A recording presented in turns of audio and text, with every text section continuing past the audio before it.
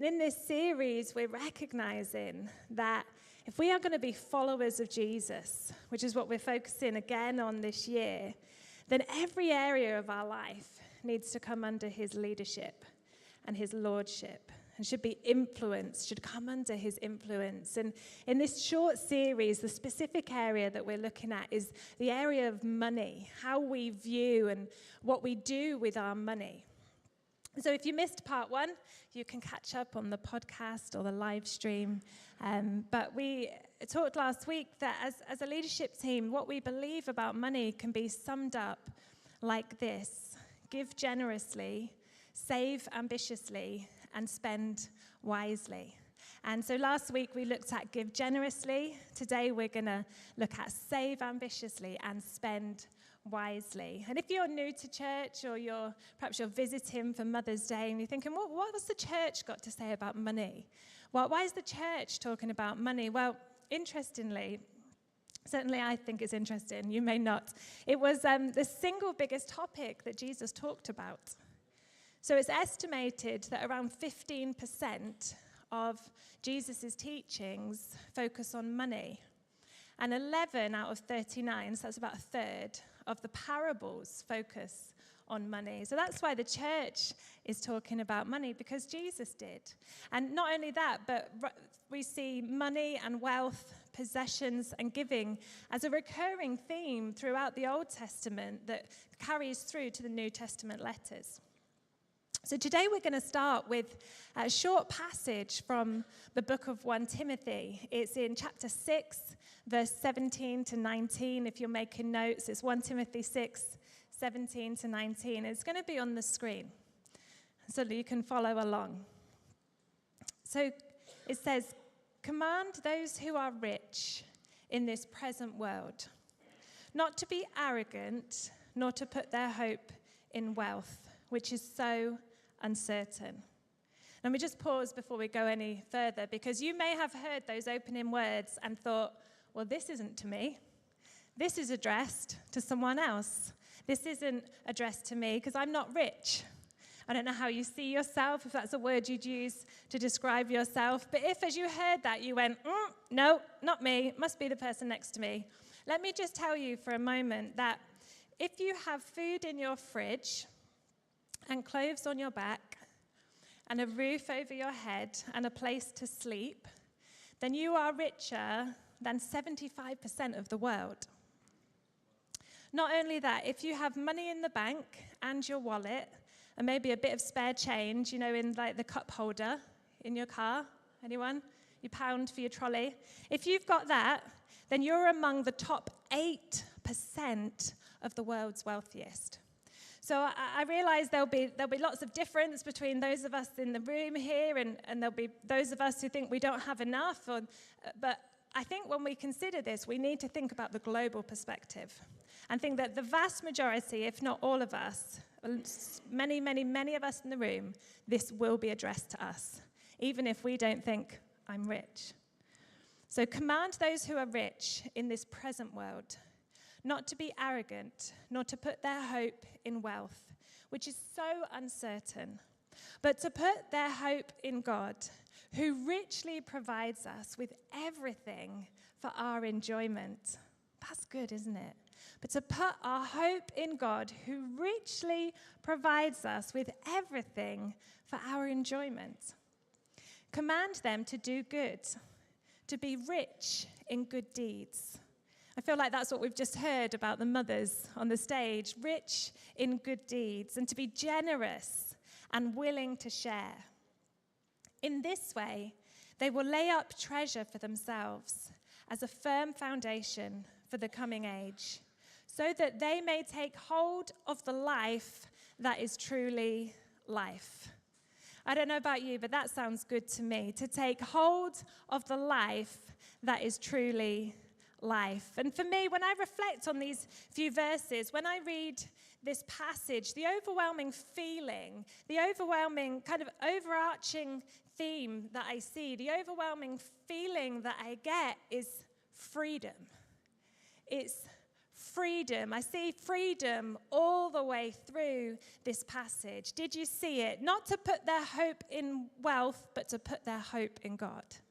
To be free, a freedom to trust in the God that has infinite resources. We sung that this morning, haven't we? Jehovah Jireh, my God will supply.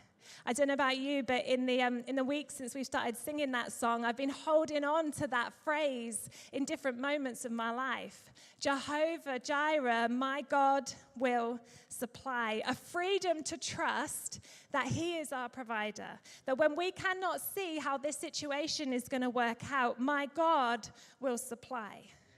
Rather than to put our trust in wealth, which, as the passage says, is uncertain and is ultimately limited. There's freedom all the way through this passage, freedom to hope, to put our hope in God who richly provides us with everything for our enjoyment. I don't know how that sat with you. I don't know if you were like, oh yeah, or like, oh, do I do that? You know, a freedom to enjoy the things that God provides for us without a freedom from guilt or striving or shame or questioning whether I'm worthy to receive this kindness from God, but a freedom to receive what he has given us to enjoy. It goes on, doesn't it? It says to be rich in good deeds, generous and willing to share. I see a freedom to look beyond our situation, to look beyond our circumstances, to see the needs of others, and then a freedom to take hold of the life that is truly life. And who knows, if your hands are full, you can't take hold of something else. If your hands are full, you can't take hold of the next thing, can you? I don't know if you've ever had one of those moments where you get to the car in the supermarket car park and you think, my hands are so full because I backed myself that I didn't need a plastic bag. And now I can't take hold of the car keys that are going to get me into the car. So here goes my fresh fruit on the floor. To take hold of the life that is truly life. Who knows that we can't do that when our hands are full? When we think about freedom, freedom involves putting down some of those things. When we think about financial freedom, that could look like letting go of the fear of lack. There won't be enough. What's going to happen when this runs out? It means letting go of the fear of lack, the desire for more and more and more and more. Just one of those and one day and a little bit more. And if I had one of those, it's letting go of the desire for more. It's letting go of a belief that my worth comes from what I have or what I'm worth. That my worth comes from what I have, that this is how people will know how important I am and how valuable I am by the things that I own. It's putting that down so we can find financial freedom to take hold of the life that is truly life. Maybe a habit of hiding insecurity behind the latest purchase.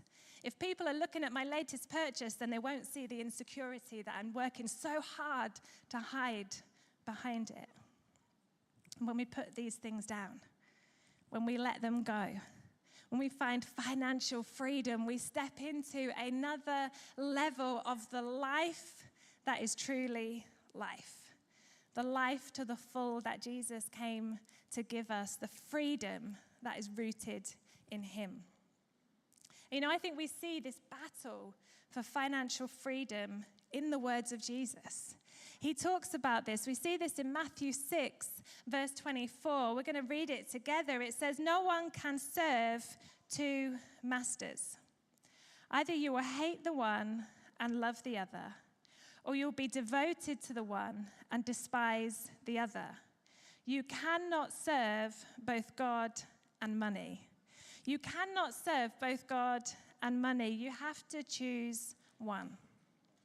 No one can serve two masters, Jesus says. And he says it in a culture, in an age, in a society, in a nation, in a language so far from our own, and yet it speaks volumes into our society today. So Jesus is helping us to see that there's something about money that wants to tempt us. There's something about money that wants to kind of draw us in and win our affection.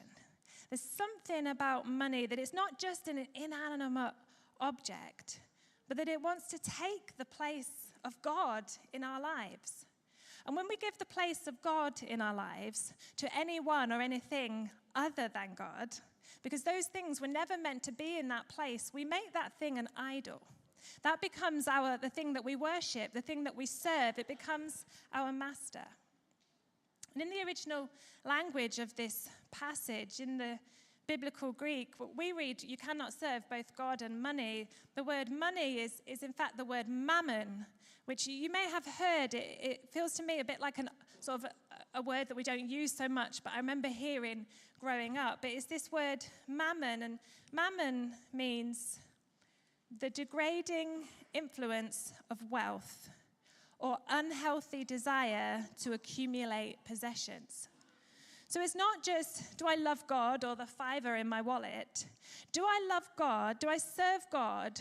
Or am I allowing kind of the power behind the physical money, this to be a degrading influence on me, to rob me of something of my humanity, of my human flourishing, this unhealthy desire to accumulate more and more. That's what Jesus is talking about here. It's not simply money as an inanimate object.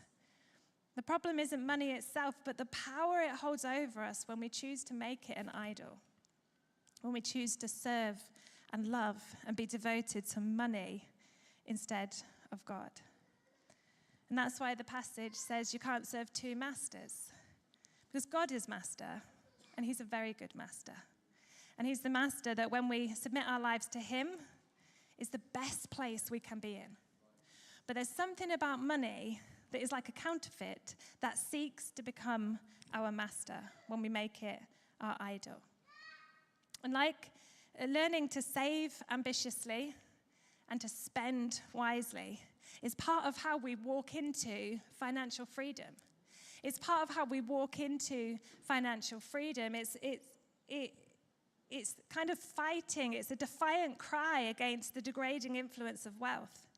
It's standing up against the degrading influence of wealth, that unhealthy desire just to accumulate more and more and more, and maybe at the end of that rainbow there'll be happiness somehow. And when we save ambitiously and when we spend wisely, it's like an act of defiance. And it neutralizes the power of mammon. It breaks its influence. It silences its voice. And so when we learn to save ambitiously and spend wisely, we begin to walk into financial freedom. So let's just consider those two in a little bit more detail. Save ambitiously and spend wisely. Or save ambitiously to develop financial freedom, because self-control is a fruit of the Spirit, and to prepare for spending and giving. Let's think about these for a moment. Save ambitiously to develop financial freedom. Someone once said, if you have no savings, then you're just one disaster away from going into debt. You're just one emergency away from going into debt. The washing machine breaks, or the car fails its MOT, or your teenager comes home with a big hole in their brand new school shoes. If you've got no savings, then you can be just one disaster away from going into debt. And debt can feel like captivity. Debt can feel like captivity. Proverbs 22, verse 7 puts it like this. It says, the borrower is slave to the lender. Debt can feel like captivity. And so when we save ambitiously, we're building our financial freedom, because a disaster happens, an emergency happens, and we're prepared. Because debt can feel like captivity. It limits our choices and our options. And it has consequences if we're not able to meet the terms of the arrangement. So save ambitiously to develop your financial freedom. And because self-control is a fruit of the Holy Spirit. To save is a choice not to spend. To save is a choice not to spend. And that may seem obvious, but it's an intentional choice. And for many different reasons, sometimes not spending takes self-control, doesn't it? Sometimes it takes self-control, but the good news is the God who gives generously to all without finding fault, the fruit of his work in our lives, of the Holy Spirit alive in us, is self-control. And so we can draw on the fruit of the Spirit, what he wants to grow in us and do in us, and exercise self-control so we can save ambitiously. Save ambitiously to develop financial freedom, because self-control is a fruit of the Spirit, and to prepare for spending and giving. See, whatever you save today, you can spend or give tomorrow. It's obvious. This is whatever you save today, you can spend or give tomorrow. Metaphorically tomorrow, it doesn't have to literally be the next day, but save or give in the future. And it opens up your choices and your options, which sounds like freedom, doesn't it? And if we're not careful, what can happen sometimes is we can look at others and think, oh, it's all right for them because they've gone on the holiday of a lifetime. How their life must be easy. That must have just landed in their lap the day before. Or it's all right for them. Look at their new sofa or their TV. But when we live in financial freedom, the things that we can enjoy are often not a decision in the moment. They're often a collection of decisions, maybe over months or years, to save ambitiously, so that one day we can enjoy that holiday of a lifetime or the new sofa or the new TV or whatever those may be. And it's easy sometimes to look at others and think, oh, it's all right for them, to allow ourselves perhaps to fall into a victim mentality, not recognizing that they're there where they are because of choices that they made that led them there, because of the self-control and the discipline often to save today so that they can spend one day in the future. So saving ambitiously prepares us to spend and to give. Something that Pete and I decided to do a number of years ago is to save in order to give. So we give, but then we have this special pot, and it's not a literal pot, it's a line on my spreadsheet, and it's called, we should get a pot. Oh, that's going to mess with my system, but I get you get a pot, I'll keep my system. But the line on the spreadsheet says PFG, which stands for Positioned for Generosity. Because we, as well as giving today, we put some money aside so that we can give tomorrow. And a few years ago, we split the pot, so it's now 2 pots, so you need to get 2 pots to match, which it says PFG UK and PFG INT. So that's for the UK, and that's international, because we wanted to make sure that our giving was going into what's happening in the UK and outside of the UK, and thinking about some of the global needs. And so that pot, we put some money into that pot every month, and that pot just builds up, and on random days when we're not expecting it, we hear of a need. And instead of going, oh, have we got money in this month's budget, or what can we do about this?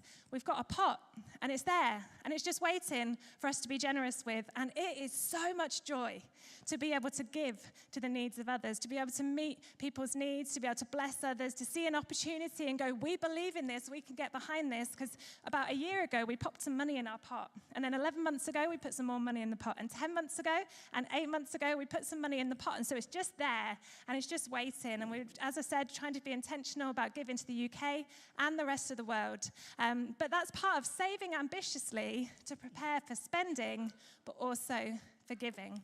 And let me encourage you, if that sounds like, oh, I'm interested, give it a go, because there is so much joy to be found in it.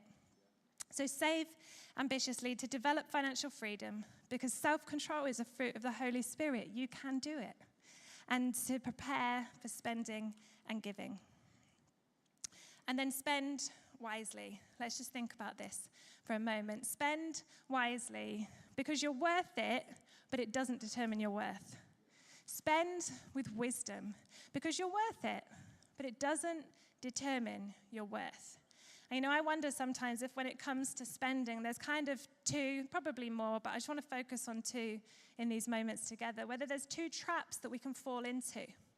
Either thinking, I'm not worthy to have this good thing, or this good thing makes me more important, makes me more valuable. This increases my worth before others. You know, I've come across people who are really good at giving and really good at saving, but this spending bit is the bit that they struggle with. I don't know if you've met those people. I don't know if you've ever felt like that. There is this kind of inbuilt resistance to spending. And it sounds really good, doesn't it? And there's probably some of us that are like, I wish I was a bit more like that. But I wonder sometimes if we need to ask, where does that come from? Now, I grew up in a household that was very frugal. My parents were regularly frugal, and that meant they could be occasionally lavish because they'd chosen not to spend in many times, so they'd built up some things so they could be lavish on certain occasions, and I'm so grateful for that. And I learned that sense of frugality, but I think if we say, oh, I'm just being frugal, but actually there's something deeper going under the surface that says, well, I'm not actually worth spending money on. You know, how could I enjoy that when there's this and there's this? Something that actually questions how we view ourselves and whether how we view ourselves is in line with how God sees us. If there's an inbuilt resistance to spending that comes from an unhealthy place, maybe we need to consider that. Maybe we need to reflect on that, because we just read in the scripture, haven't we, that God provides everything for our enjoyment. So God's okay with you spending for enjoyment. And maybe if you find, I'm one of those people and there's this inbuilt resistance in me, maybe that's a good question to ask. Why is this inside of me? And to just encourage you that if God is providing for your enjoyment, then you have permission to enjoy it too. And just as the band come and join us, let's just think about for a moment perhaps the other trap that we can fall into, where we derive our worth or our self-esteem, our confidence, our identity, perhaps from the things we own and the things we buy. And it might show itself in just this kind of unhealthy desire to have the newest and the biggest and the smallest and the smartest and the next one. And suddenly there's a new one and mine seems so insignificant. How could I ever go on living with my not brand new, whatever it may be? You know, perhaps an unhealthy, tendency to just want more and more. You know, to shop our feelings. I don't know if that's a real phrase. I know the phrase eat my feelings. I've heard that one. And I don't know if this is a real phrase, but I think that's something that sometimes we can fall into, that, you know, I'm just feeling a bit down today. Maybe I need to go shopping. That somehow maybe there's joy at the end of a clothes rack or at the till in a shop. And if we recognize any of that inside of us, maybe it's time to address some of those things that go under the surface, that show themselves in what we do with money and how we think about money and how we respond to money. But as we begin to unpack some of those, as we begin to pull on some of those, even though it's uncomfortable, we're on the journey to finding more financial freedom. Because to spend wisely is to do so from a healthy view of ourselves and of God. That we're able to enjoy good things because God provides them for our enjoyment. But they do not determine our worth. They do not determine our value. Our worth is determined by the infinitely good God who created us and who created us to bear his image. One of our key partners as a church is Christians Against Poverty. And they are passionate about seeing people find financial freedom. And they offer debt advice, life skills course, money coaching, a job club. And if you are interested in accessing any of the services of CAP or in volunteering to be part of how they deliver those services, then Anthony and some of the team are going to be in the cafe after the service. And I'd really encourage you to go and speak to them and to find out more. But as we come to the end of this series, let me just leave you with some questions you could use to review your own finances. As we're thinking about finances, as we think about money, as we're thinking about how do I bring this under the lordship of Christ? this follows on from what we talked about last week. But here's some questions. If you want to review your finances, you could ask yourself this question: what percentage of my income am I going to give to church, give to other kingdom initiatives, save, and spend? Just a reminder, it's meant to add up to 100. That's how percentages work. I've got a more comprehensive version of this with more detail. If you're interested, I'd happily send it to you. Come and let me know. And for simplicity, I've put my, but I realize that for many it would be our, like what percentage of our income. So for many, you may be making decisions of your finances together. Perhaps you're married in a situation. And so I'd encourage you, have these conversations together. And sometimes it's a bit of a wrestle because we realize, or maybe our values are slightly different on some of these things. And our values about money go deep, and they're formed often very young, and often we don't really realize they're there until we come to some of these difficult conversations sometimes, or we think, where's that come from? But let me encourage you, if it's then make some time to have some conversations together, to wrestle, metaphorically, and to come to some joint decisions about what decisions you're going to make about what you do with your money.